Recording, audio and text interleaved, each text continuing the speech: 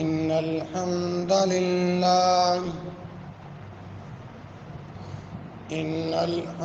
لله نحمده ونستعينه ونستغفره ونعوذ بالله من شرور أنفسنا ومن سيئات أعمالنا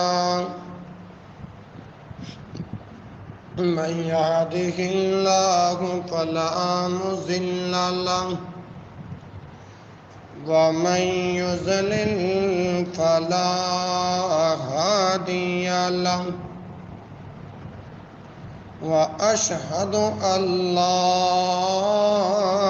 إله إلا الله وحده لا شريك له وأشهد أن محمدًا عبده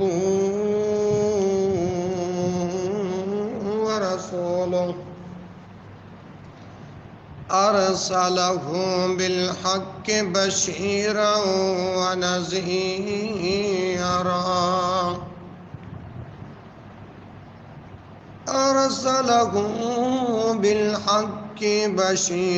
ونذيرا بين يدي الساعة من يطع الله ورسوله فقد رشد ومن يعص منهما بين يدي الساعة من يطع الله ورسوله فقد رشد ومن يعصهما فإنه لا يضر إلا نفسه ولا يضر الله شيئا.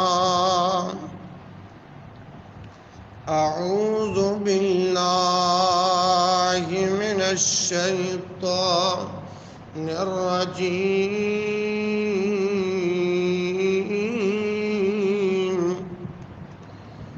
بسم الله الرحمن الرحيم.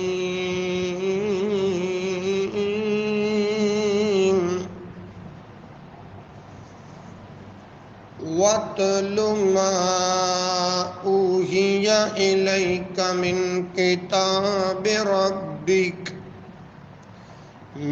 كتاب ربك لا مبدل لكلماته ولن تجد من دونه ملتحدا.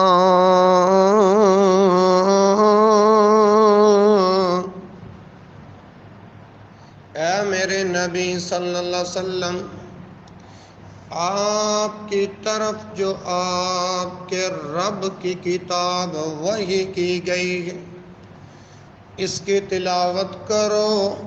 اس کے کلمات کو کوئی بدلنے والا نہیں. وَلَن تَجِدَ مِن دُونِهِ مُلْتَحَدًا، آپ اللہ کے علاوہ کوئی مددگار نہیں پائیں گے. برادران اسلام، معزز سامعین، بزرگوں، دوستوں، معززات، مکرمات، ماؤں اور بہنوں، اللہ ذوالجلال والاکرام کی توفیق کے ساتھ آج اللہ رب العالمین نے 1 سال بعد دوبارہ آپ کے اس شہر میں حاضری کا موقع نصیب فرمایا. دعا ہے اللہ میری اور آپ کی حاضری اپنی بارگاہ میں قبول فرمائے. ساتھیوں نے میرے ذمے جو موضوع لگایا ہے وہ ہے پگڑی پر مسح سنت ہے. گزشتہ سال انہی دنوں میں جب حاضری ہوئی تھی تو اس مضمون کے اندر پگڑی پر مسح کرنے کے حوالے سے حدیثی دلائل ذکر کیے گئے تھے۔ احناف نے ان دلائل کو تسلیم کر کے تقلید ناسدید کو چھوڑنے کی بجائے ان پر بے تکے اعتراضات کرنے کی کوشش کی ہے۔ ان کی انتہائی رقیق تاویلات کی ہیں۔ کچھ تاویلات و اعتراضات کے جوابات میں واٹس ایپ کے تھرو، میسنجر کے تھرو عرض کر دیے تھے۔ باقی اعتراضات اور ان کا منصفانہ تجزیہ آپ آج ملاحظہ فرمائیں گے، اور اس کے بعد ہم ان کے مزعومہ دلائل کا تجزیہ بھی کریں گے انشاءاللہ۔ آپ تمام حضرات اور احباب سے گزارش کہ توجہ دل جمعی کے ساتھ آج کی ان گزارشات کو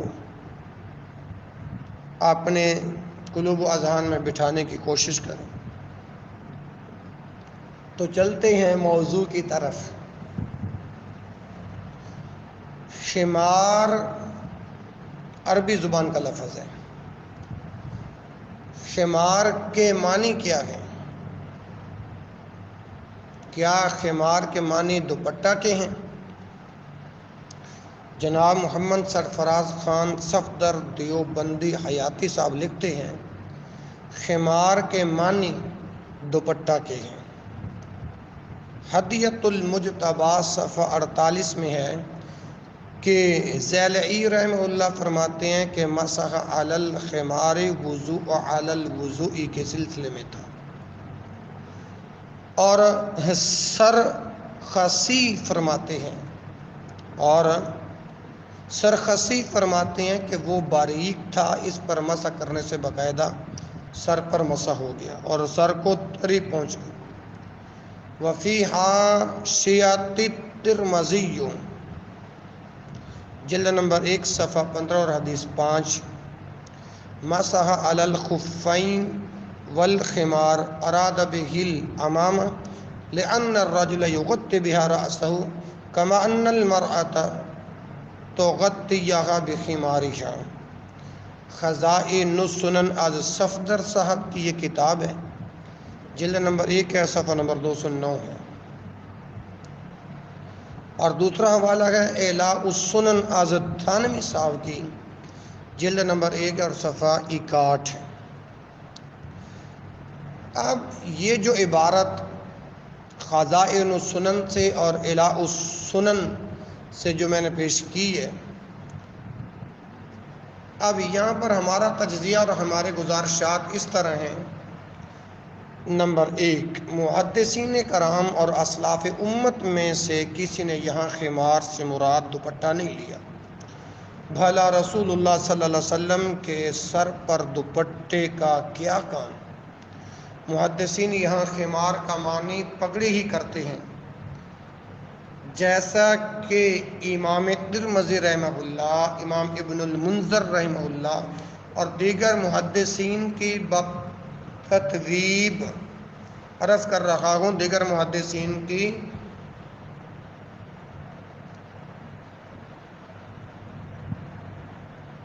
بتویب سے یہاں آیا ہے، بتویب سے آیا۔ یہاں دوپٹہ کا معنی کرنا صحابہ و تابعین اور محدثین کو فہم دین سے پورا قرار دینے کے مترادف ہے۔ ایسی کاوش سوائے متعصب آدمی کے کوئی نہیں کر سکتا۔ نمبر 2، خود صفدر صاحب نے مذکورہ اعتراض میں ترمذی کا جو حاشیہ عربی میں نقل کیا ہے، اس کا جو ترجمہ ہے وہ آپ احباب اور ان احباب کے نظر کرتا ہوں موزوں اور خمار پر آپ صلی اللہ علیہ وسلم نے مسح کیا۔ یہاں خمار سے مراد پگڑی ہے، کیونکہ جس طرح عورت دوپٹے سے اپنے سر کو ڈھانپتی ہے، اسی طرح مرد پگڑی کے ساتھ اپنے سر کو ڈھانپتا ہے۔ بھائیوں، آپ اندازہ کریں کہ اس حدیث میں خمار کا معنی دوپٹہ کرنا نرا تعصب نہیں تو اور کیا ہے؟ کیا حدیث پر عمل اسی کا نام ہے؟ کیا محبت رسول کا یہی تقاضا ہے کہ اپنی تقلید پر حدیث رسول صلی اللہ علیہ وسلم کو باطل تعویلات کی گند چھری سے قربان کرنے کی ناکام کوشش کی جائے؟ پگڑی پر مسح کی احادیث کیا مختصر ہیں؟ جناب ظفر احمد تھانوی دیوبندی صاحب مسح علی الامامہ کی فعلی احادیث کا جواب دیتے ہوئے لکھتے ہیں، راوی نے سمجھا کہ پیشانی پر مسح تو سب کو معلوم ہے، اہم بات تو پگڑی پر مسح کو مکمل کرنا تھا، لہذا اس نے صرف پگڑی کے مسح کو ذکر کیا۔ اور آگے لکھتے ہیں، اس بات کی تائید اس سے ہوتی ہے کہ روایت میں اختصار اور اہم بات کے ذکر پر اکتفا کرنا قدیم و جدید زمانے میں راویوں کی عادت رہی ہے۔ اعلاء السنن حضرت تھانوی صاحب کی جلد نمبر 1 صفحہ نمبر 54 تا 61 ملحظاً۔ اب ہم یہ کہنا چاہتے ہیں کہ تھانوی صاحب، ہم اس پر گزارشات یہ کرتے ہیں کہ گویا تھانوی صاحب یہ کہنا چاہتے ہیں کہ جن احادیث میں صرف پگڑی پر مسح کا ذکر ہے، ان میں راویوں نے اختصار سے کام لیا۔ انہوں نے یہ سوچ لیا کہ پیشانی پر مسح تو ضروری ہے، لہذا اس کا ذکر انہوں نے جان بوجھ کر چھوڑ دیا ہے۔ اصل بات یہ ہے کہ کچھ مسح پیشانی پر اور کچھ پگڑی پر کیا گیا، حالانکہ پگڑی پر مسح کی کوئی ایک حدیث نہیں جس میں کسی راوی نے اختصار کر دیا ہو۔ کیا بہت سے صحابہ کرام رضوان اللہ علیہ مجمعین نے اور ان سے بیان کرنے والے بہت سے راویوں نے ایسی تمام احادیث میں اختصار کر دیا ہے؟ اگر یہ بات مان بھی لیں کہ راوی نے پیشانی کا مسح اختصار کی وجہ سے چھوڑ دیا ہے، تو بھی پگڑی پر مسح تو بہرحال ثابت ہو جائے گا، لیکن دیوبندیوں کے نزدیک تو پگڑی پر مسح ہو ہی نہیں سکتا، جیسا کہ انوار خورشید دیوبندی صاحب لکھتے ہیں، احادیث سے معلوم ہو رہا ہے کہ اگر کسی کے سر پر پگڑی یا ٹوپی ہو تو دوران وضو یا تو ان کے نیچے سے ہاتھ ڈال کر سر پر مسح کرے یا پھر سر سے پگڑی یا ٹوپی اتار کر مسح کرے۔ حضور علیہ الصلوۃ والسلام ایسا ہی کیا کرتے تھے۔ کتاب کا نام کیا ہے؟ حدیث اور اہل حدیث کی صفحہ 173 پر۔ میں پوچھنا چاہتا ہوں، اب دیوبندی بھائی بتائیں کہ کیا یہ ساری باتیں صرف حدیث کا رد کرنے کا بہانہ نہیں؟ ان کو چاہیے کہ اپنے مفتیان سے اس بارے میں سوال کریں۔ تیسری بات، اسلاف امت اور محدثین کرام میں سے کسی نے ان احادیث کو اختصار پر محمول نہیں کیا، بلکہ امام ترمذی، امام ابن خزیمہ، امام ابن حبان رحمہ اللہ جیسے جلیل القدر ائمہ کرام اور فقہائے امت نے ان احادیث سے یہی سمجھا اور سمجھایا ہے۔ جن احادیث میں صرف پگڑی کا ذکر ہے، ان میں صرف پگڑی پر مسح کی سنت بیان ہوئی ہے، اور جن احادیث میں ساتھ پیشانی کا بھی ذکر ہے، ان میں پیشانی اور پگڑی دونوں پر مسح کی سنت بیان ہوئی ہے۔ لہذا تھانوی صاحب کی طرف سے کیے گئے اس سارے تکلف کو بلا دریغ فہم اسلاف و محدثین پر قربان کر دیا جائے گا۔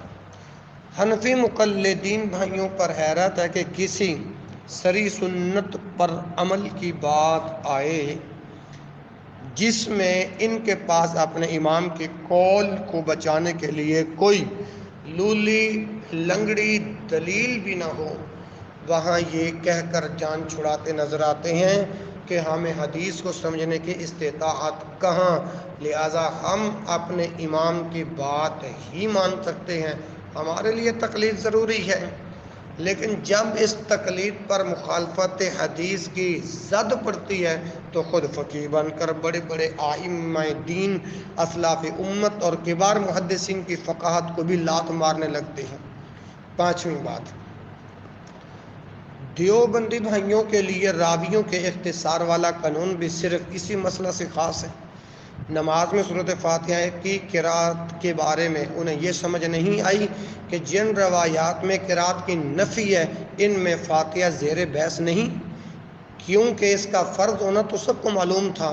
خود نبی اکرم صلی اللہ علیہ وسلم نے بزبان الہی سورۃ فاتحہ کی قرات کو ہی نماز قرار دیا تھا، لہذا اس معلوم چیز کا ذکر نہیں کیا گیا۔ صحیح مسلم 395 نمبر، تقریباً 395 ہی ہے۔ تو آئیے میرے مسلمان بھائیوں، میں آپ احباب کو دیوبندی بھائیوں کی طرف سے اپنی تقلید کو بچانے کے انوکھے اور عجیب طریقے سے روشناس کراتا ہوں، جس کی ہیڈ لائن یہ بنتی ہے کہ نیا دیوبندی وضو، نیا دیوبندی وضو۔ جناب انور شاہ کشمیری دیوبندی صاحب سے بخاری کی پگڑی پر مسح والی روایت میں تعویل کرتے ہوئے لکھتے ہیں کہ آپ صلی اللہ علیہ وسلم نے دراصل پورا وضو نہیں کیا تھا، بلکہ صرف پگڑی اور موزوں پر مسح ہی کر لیا تھا، لہذا یہ نماز والا وضو تھا ہی نہیں۔ اللہ اکبر۔ اس حدیث کے جواب میں زیادہ قرین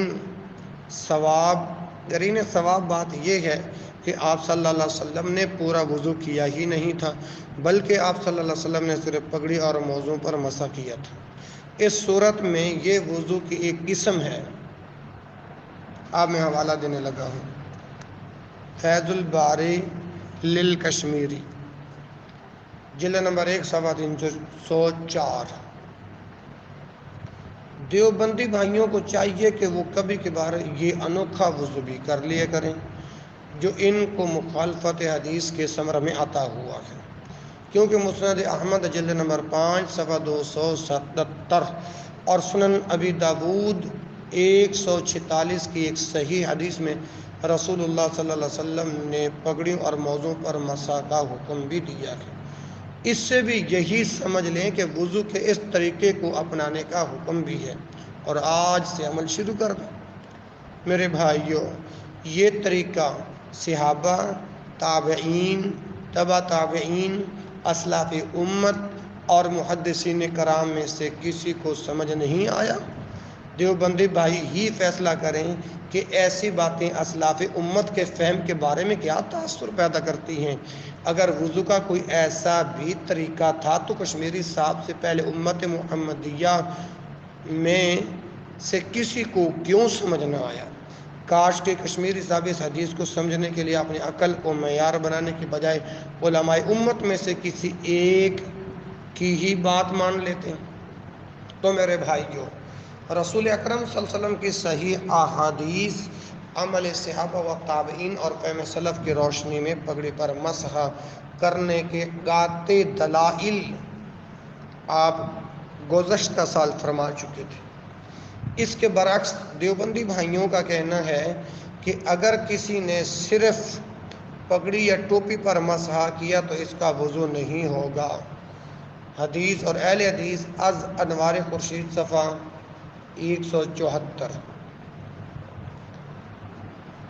اب آتے ہیں میرے محترم بھائیوں احناف کے دلائل اور ان کا منصفانہ تجزیہ۔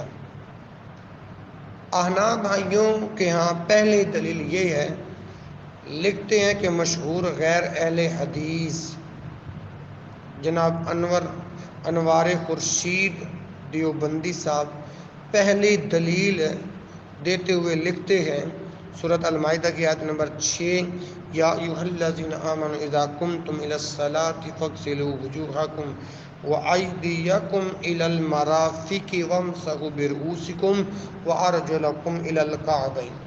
اے ایمان والو، اذا قمتم الی الصلاۃ، جب تم نماز کے لیے اٹھنے لگو، فاغسلوا وجوہکم، تو اپنے چہروں کو دھوو، وایدیکم الی المرافق، اور ہاتھوں کو کونیوں سمیت دھوو، وامسحوا برؤوسکم، اپنے سر پر مسح کرو، وامسحوا برؤوسکم وارجلکم الی الکعبین، اور اپنے پیروں کو بھی ٹخنوں سمیت دھوو۔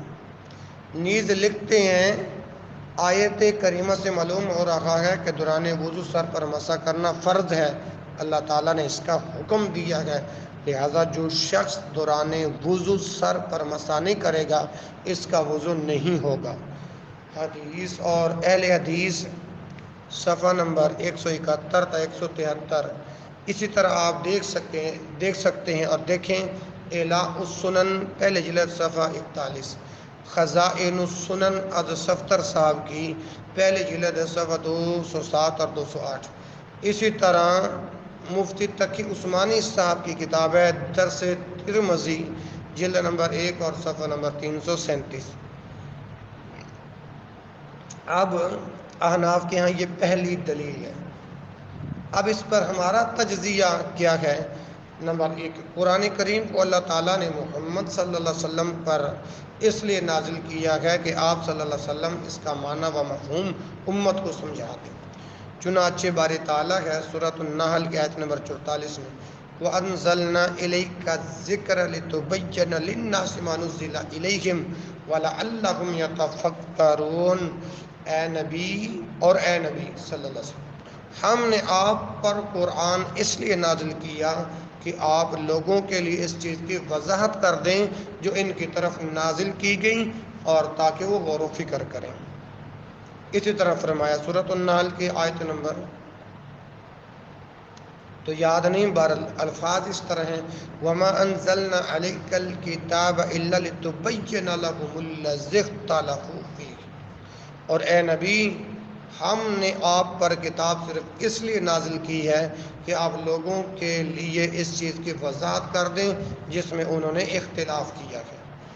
معلوم ہوا کہ رسول اللہ صلی اللہ علیہ وسلم کے اقوال و افعال جب باسند صحیح ثابت ہو جائیں تو وہ قرآن کریم کی تفسیر ہوتے ہیں، ان کو کسی ہیلے بہانے سے رد نہیں کیا جا سکتا۔ آپ صلی اللہ علیہ وسلم کا پگڑی پر مسح کرنا دراصل قرآن آیت کی تفسیر ہے۔ کیا رسول اکرم صلی اللہ علیہ وآلہ وسلم اور صحابہ و تابعین اسلاف امت قرآن آیات کی مخالفت کرتے تھے؟ نعوذ باللہ۔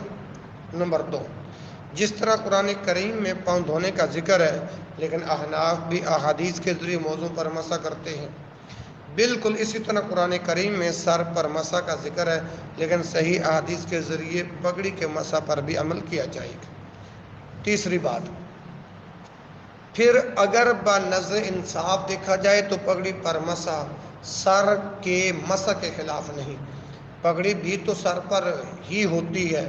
جس طرح بالوں پر مسح کرنے سے سر پر مسح ہو جاتا ہے، اسی طرح پگڑی پر مسح کرنے سے بھی سر کا مسح ہونا کسی طرح سے خلاف عقل نہیں۔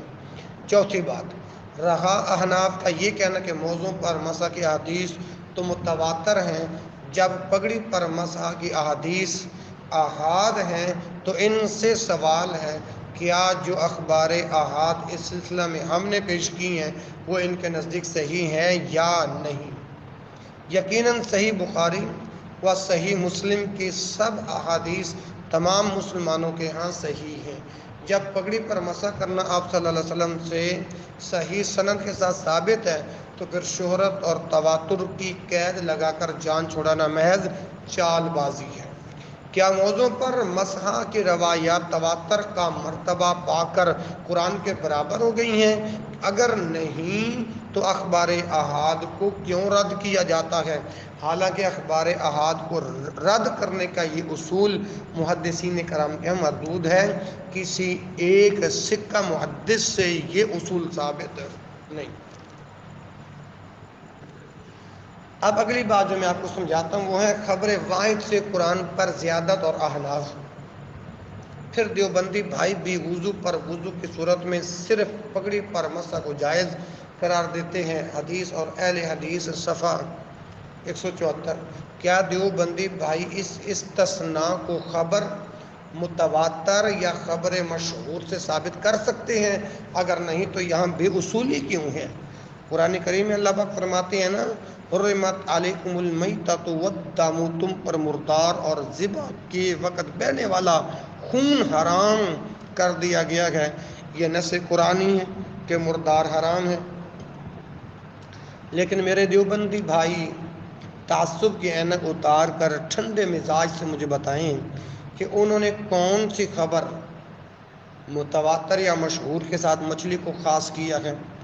یقیناً مردہ مچھلی کی حلت کے بارے میں جو حدیث ہیں وہ تواتر کے درجے تک نہیں پہنچتی۔ اسی طرح قرآن کریم میں ہے سورۃ المزمل کے اندر،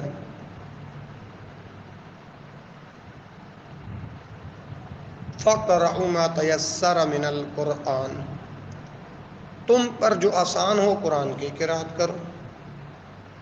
فَقْرَؤُوا مَا تَيَسَّرَ مِنَ الْقُرْآنِ۔ میرے بھائیوں، اس آیت کریمہ میں اللہ تعالیٰ نے نماز میں قرأت کو فرض قرار دیا ہے، جیسا کہ احناف کی تمام کتب اصول میں مذکور ہے۔ اس آیت میں بھی قرأت کا حکم ہر نماز کے لیے عام ہے، کسی نماز کی تخصیص نہیں کی گئی۔ لیکن مقلدین بھائیوں نے صحیح و صریح احادیث، عمل صحابہ و تابعین اور اسلاف امت کے فہم کے خلاف نماز جنازہ میں قرأت کو ناجائز قرار دیا ہے۔ کوئی متواتر یا مشہور حدیث تو کجا، ان کے پاس کوئی صحیح خبر واحد بھی نہیں۔ آخر ان کا خبر واحد کے بارے میں یہ اصول صرف حدیث کے انکار کے لیے کیوں ہے؟ سمجھ آ رہی ہے نا میرے بھائیوں؟ قرآن کریم نے وَامْسَحُوا بِرُؤُوسِکُمْ، اور تم اپنے سروں کا مسح کرو کہہ کر سر کے مسح کا حکم دیا ہے۔ اب مقلدین بھائی کسی خبر متواتر یا خبر مشہور سے چوتھائی سر کے مسح کو ثابت کرنا تو کجا کوئی صحیح مرفوع خبر واحد یا کوئی صحیح اثر صحابی بھی پیش نہیں کر سکتے کہ آپ صلی اللہ علیہ وسلم یا آپ کے کسی صحابی نے پگڑی کے علاوہ صرف سر کے چوتھائی حصے پر مسح کیا۔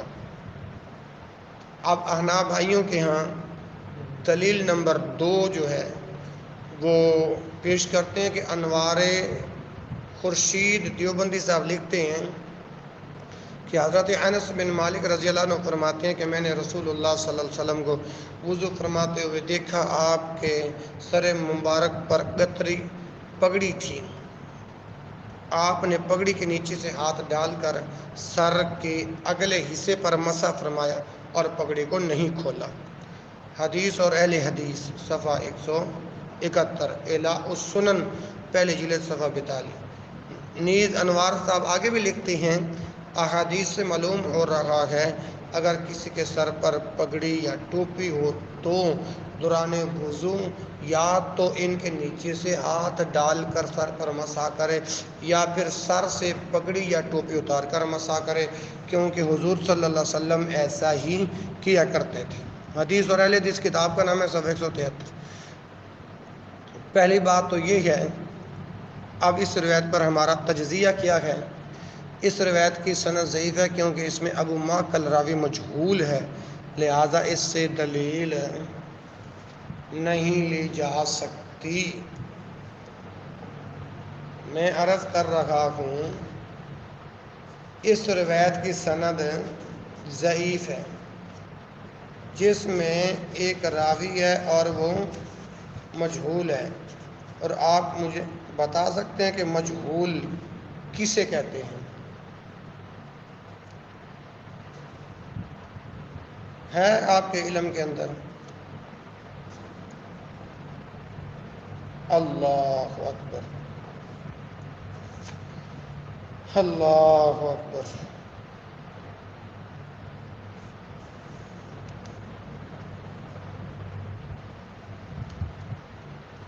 اچھا، خبر متواتر کے بارے میں ہے کسی کے علم میں کہ خبر متواتر کسے کہتے ہیں؟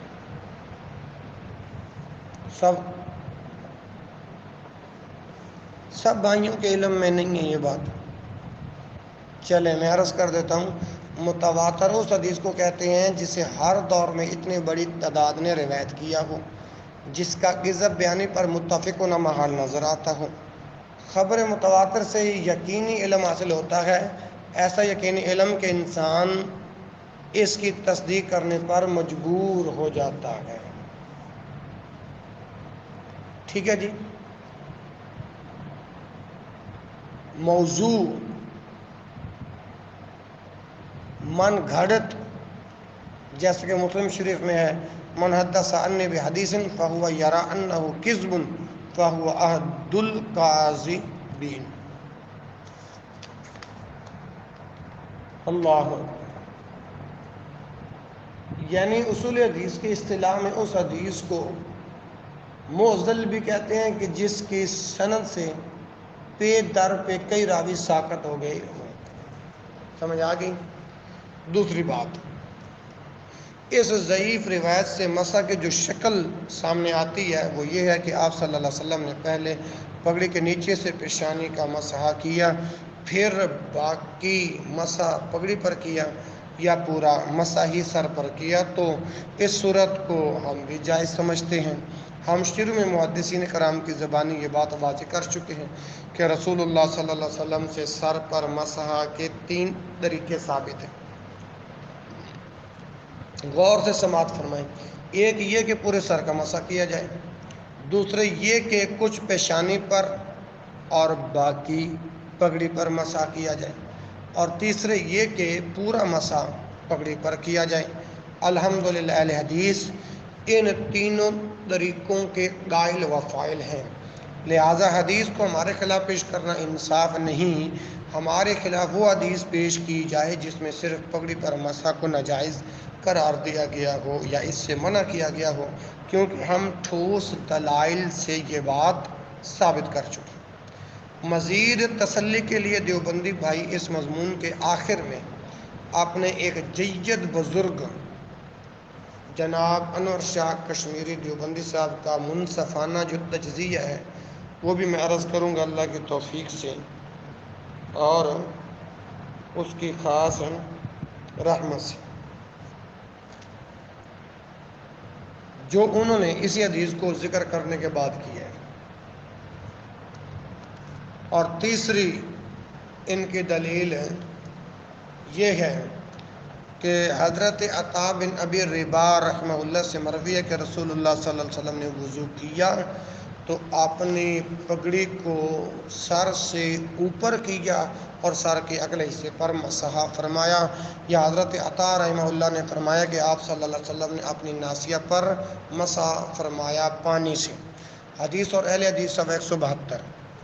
اس پر ہمارا تجزیہ یہ ہے. نمبر 1 یہ روایت کئی وجہ سے ضعیف اور ناقابل حجت ہے.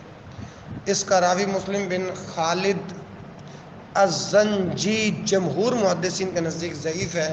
حافظ ابن حجر رحمہ اللہ نے اسے ضعیف ہی قرار دیا ہے فتح الباری کی 4 جلد صفحہ 252 پر.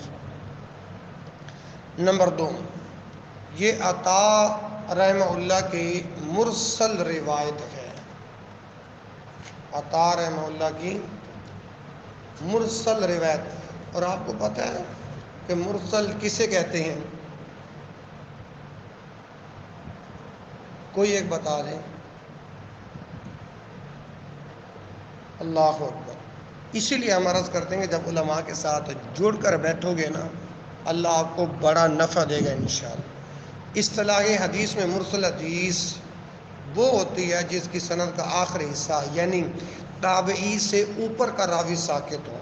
مرسل حدیث اتصال سند کی لازمی شرط کے مفقود ہونے کے باعث ضعیف اور ناقابل قبول ہوتی ہے. دوسری وجہ یہ بھی ہے کہ اس محذوف کا حال معلوم نہیں ہوتا. ہو سکتا ہے وہ محذوف غیر صحابی ہو چنانچہ ایسی صورت میں اس کے ضعیف ہونے کا بھی احتمال ہو سکتا ہے. آگے سمجھ آپ نے. اچھا، میں عرض کر رہا تھا کہ یہ عطا رحمہ اللہ کی مرسل روایت ہے. عطا رحمہ اللہ تابعی ہیں، ان کے رسول اللہ صلی اللہ علیہ وسلم سے ملاقات نہیں ہوئی. اسی طرح آگے سنیں، امام احمد بن حنبل رحمہ اللہ فرماتے ہیں کہ مرسل روایات میں سے حسن بصری رحمہ اللہ، عطا بن ابی رباح رحمہ اللہ کی مراسیل سب سے بڑھ کر ضعیف ہیں، کیونکہ وہ ہر ایک ثقہ ہو یا ضعیف سے روایت لیتے ہیں. المعرفہ والتاریخ الفساوی جلد نمبر 3 صفحہ 239. امام شافعی رحمہ اللہ السنن الکبریٰ للبیہقی جلد نمبر 9 صفحہ 112 میں فرماتے ہیں مرسل روایت سے دلیل نہیں بن سکتی، کیونکہ یہ معلوم نہیں ہوتا کہ تابعی نے یہ روایت کس سے لی ہے. جب عام مرسل روایت سے دلیل لینا درست نہیں تو عطا بن ابی رباح رحمہ اللہ کی مرسل سے دلیل لینا کیسے صحیح ہوا؟ جیسے امام احمد بن حنبل رحمہ اللہ جیسے محدث کبیر سب مراسیل سے بڑھ کر ضعیف قرار دے رہے ہیں. نمبر 2، یہ ہم اپنا تجزیہ پیش کر رہے ہیں ان کے دلائل پر. اس ضعیف اور مرسل روایت میں بھی کہیں اشارہ تک نہیں کہ پگڑی پر مسح ناجائز ہے، جبکہ صحیح اور مرفوع احادیث سے یہ بات ثابت کی جا چکی ہے کہ پگڑی پر مسح جائز ہے. چوتھی دلیل، حضرت عبداللہ بن عمر رضی اللہ عنہ جب سر پر مسح فرماتے تو ٹوپی سر سے ہٹا لیتے اور سر کے اگلے حصے پر مسح فرماتے. حدیث اور اہل حدیث 173. اسی طرح رواہ الدارقطنی جلد نمبر 1 صفحہ 107. وفی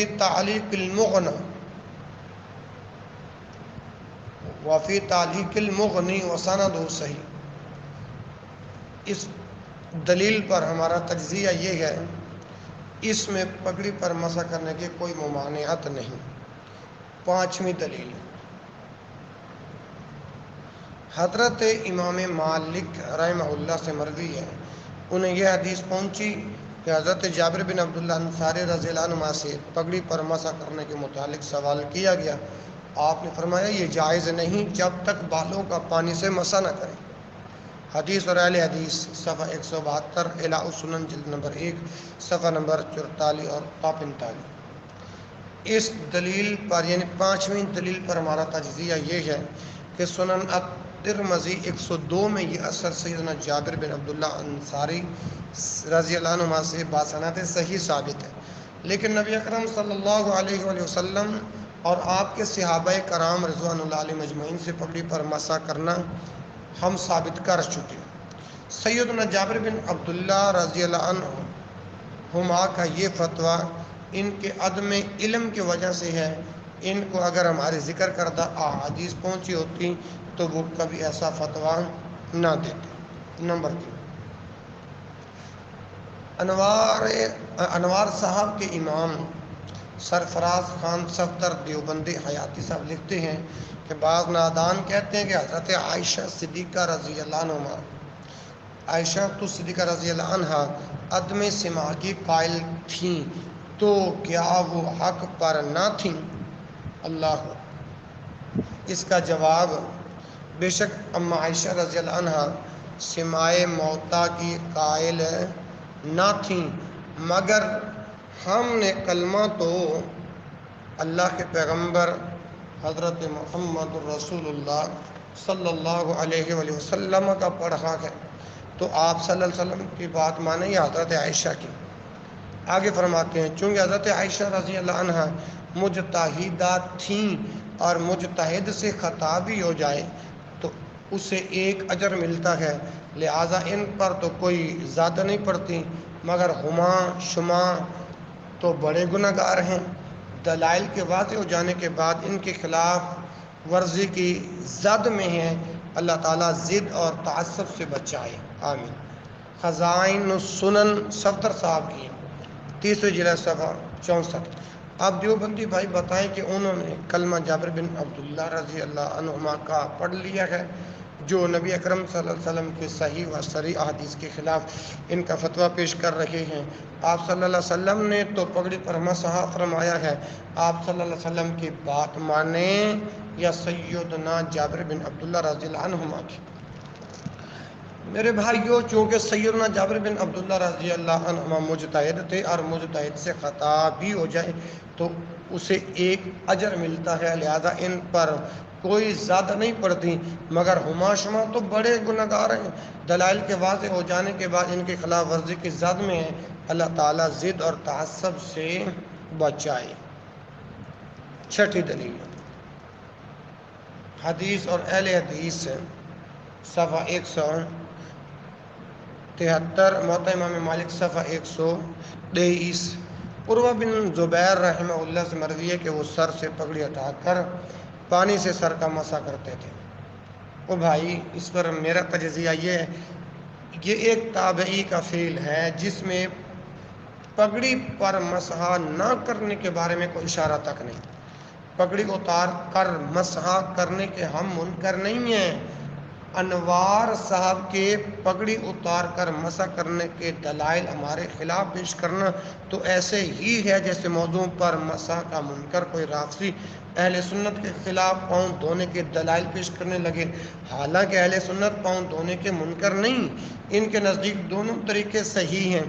بالکل اسی طرح پگڑی اتار کر مسح کرنے اور پگڑی کے اوپر مسح کرنے دونوں طریقوں کے ہم قائل ہیں۔ دیوبندی بھائی کوئی ایسی دلیل پیش کریں جس میں نبی اکرم صلی اللہ علیہ وسلم نے پگڑی پر مسح کرنے سے منع کیا ہو۔ ساتویں دلیل، موطا امام مالک صفحہ 23، امام نافع رحمہ اللہ سے مروی ہے کہ انہوں نے ابو عبید کی صاحبزادی حضرت عبداللہ بن عمر رضی اللہ عنہما کی اہلیہ کو دیکھا کہ انہوں نے دوپٹہ سر سے ہٹا کر پانی سے سر پر مسح کیا۔ نافع رحمہ اللہ ان دنوں بچے تھے۔ امام مالک رحمہ اللہ سے پگڑی اور دوپٹہ پر مسح کے بارے میں سوال کیا گیا تو آپ نے فرمایا کہ مرد و عورت کے لیے مناسب نہیں کہ وہ پگڑی اور دوپٹے پر مسح کریں۔ سمجھ آ رہی نا میرے بھائی؟ انہیں چاہیے کہ سر پر مسح کریں۔ حدیث اور اہل حدیث صفحہ وہی مذکور ہے 183۔ تو اس دلیل پر ہمارا تجزیہ یہ ہے کہ عورت کے اپنے دوپٹے پر مسح کرنے کے تو ہم بھی قائل نہیں، کیونکہ یہ کسی صحیح حدیث سے ثابت نہیں ہے۔ دیوبندی بھائیوں سے ہمارا مطالبہ یہ ہے کہ وہ پگڑی پر مسح کرنے کی ممانعت پر کوئی ایک صحیح صریح اور مرفوع حدیث پیش کرے۔ نمبر 2 رہا امام مالک رحمہ اللہ کا فتویٰ، تو اولاً امام صاحب کو پگڑی پر مسح کی کوئی حدیث نہیں ملی۔ یہی وجہ ہے کہ موطا میں ایسی کوئی روایت نہیں، لہذا امام مالک رحمہ اللہ نے سیدنا جابر رضی اللہ عنہ کے فتوے کو مد نظر رکھ کر فتویٰ دے دیا ہے۔ دوسری بات یہ ہے کہ رسول اللہ صلی اللہ علیہ وآلہ وسلم اور صحابہ کرام رضوان اللہ علیہم اجمعین کے خلاف امام مالک رحمہ اللہ کا فتویٰ قبول نہیں کیا جا سکتا۔ تو اب آخر میں جو میں نے آپ سے وعدہ کیا تھا، جناب انور شاہ کشمیری دیوبندی صاحب کا اعلان حق، اللہ اکبر۔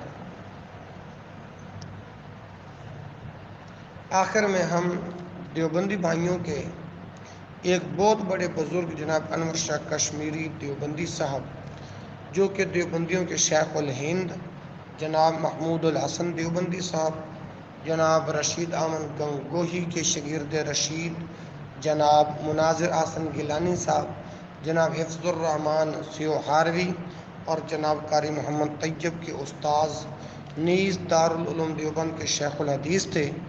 ان کا اعلان حق آپ کے نظر کرتا ہوں۔ وہ فرماتے ہیں، فیض الباری شرح صحیح البخاری للکشمیری جلد نمبر 1 صفحہ 343، حوالہ دوبارہ سماعت فرما لیں، فیض الباری شرح صحیح البخاری للکشمیری جلد 1 صفحہ 343۔ کہ میرے نزدیک حق یہی ہے کہ پگڑی پر مسح احادیث سے ثابت ہے، کیسے نہ ہو جبکہ ائمہ ثلاثہ امام شافعی، احمد بن حنبل، اور امام مالک بن انس رحمہم اللہ پگڑی پر مسح کے قائل ہیں۔ اگر اس کی دین میں کوئی دلیل نہ ہوتی تو ائمہ کرام اسے کبھی اختیار نہ کرتے۔ میں ان لوگوں میں سے نہیں ہوں جو بغیر غور کیے صرف ظاہری الفاظ سے دین کے مسائل اخذ کرتے ہیں، بلکہ میرے نزدیک امت کا تعامل اور ائمہ کرام کا اسے اختیار کرنا فیصلہ کن چیزیں ہیں، کیونکہ ائمہ کرام دین کے رہنما اور سردار تھے۔ دین انہی کے ذریعے ہم تک پہنچا ہے، لہذا اس مسئلے میں انہی پر اعتماد کیا جائے گا۔ ہم ان کے بارے میں سوء ظن نہیں کریں گے اور یہ نہیں کہیں گے کہ پگڑی پر مسح دین میں ثابت نہیں۔ آگے لکھتے ہیں فیض الباری جلد نمبر 1343 میں، میں یہ کہنے کی جرأت نہیں کروں گا کہ اسے بدعت کروں، جیسے کہ فقہ حنفی کی بعض کتابوں سے معلوم ہوتا ہے، بلکہ یہ جائز ہے، جیسا کہ ہم احناف میں سے امام رازی نے احکام القرآن میں اس کی صراحت کی ہے۔ فیض الباری جلد نمبر 1343۔ دیوبندی بھائی غور فرمائیں، جناب انور شاہ کشمیری دیوبندی صاحب نے کتنی خوبصورت بات کی کہ تعامل امت اور ائمہ کرام کے فہم کے خلاف بات کرنا اسلاف کے خلاف سوء ظن ہے۔ تو گزشتہ سال میں ہم صحابہ کرام میں سے سیدنا ابو امامہ، سیدنا انس بن مالک رضی اللہ عنہما، ائمہ دین میں امام احمد بن حنبل، امام احمد، امام اوزاعی، امام اسحاق بن راہویہ، امام ترمذی، امام وقی بن جراح، امام ابن خزیمہ، امام ابن حبان رحمہم اللہ وغیرہ سے پگڑی پر مسح ثابت کر چکے تھے۔ یاد ہے نا بھائیوں کو، جو فوت ہو چکے ہیں تو اللہ ان کی بخشش و مغفرت فرمائے۔ کیا اب اس کا انکار کرنا ان صحابہ کرام اور ائمہ دین و محدثین کے بارے میں سوء ظن نہیں ہے؟ پھر صحابہ کرام و محدثین عظام و ائمہ دین میں سے کسی نے بھی پگڑی پر مسح کے حوالے سے یہ قید نہیں لگائی کہ پیشانی کا مسح کیے بغیر صرف پگڑی پر مسح جائز نہیں۔ یہ سب باتیں خیر القرون اور ائمہ دین کے دور کے بعد کی پیداوار ہے۔ تو میرے محترم بھائیوں، آپ نے دیکھا اور سنا کہ حنفی مقلدین بھائیوں کے پاس پگڑی پر مسح سے ممانعت کی ایک بھی صحیح صریح اور مرفوع حدیث موجود نہیں، بلکہ اس حوالے سے کوئی ایک ضعیف مرفوع حدیث بھی نہیں۔ اس کے باوجود یہ لوگ پگڑی پر مسح کے بارے میں اہل حدیث کو طعن کرتے ہیں۔ منصف مزاج لوگ خود فیصلہ کریں گے کہ پگڑی پر مسح کا انکار کرنا اور اس بارے میں واضح احادیث کی بعید از غار تعویلات کرنا حدیث کی موافقت ہے یا مخالفت۔ ھذا ما عندی واللہ اعلم۔ سبحان ربک رب العزت عما یصفون وسلام علی المرسلین والحمد للہ رب العالمین وآخر دعوانا ان الحمد للہ رب العالمین۔ زندگی باقی تو پھر اگلے سال انشاءاللہ ملاقات ہوگی۔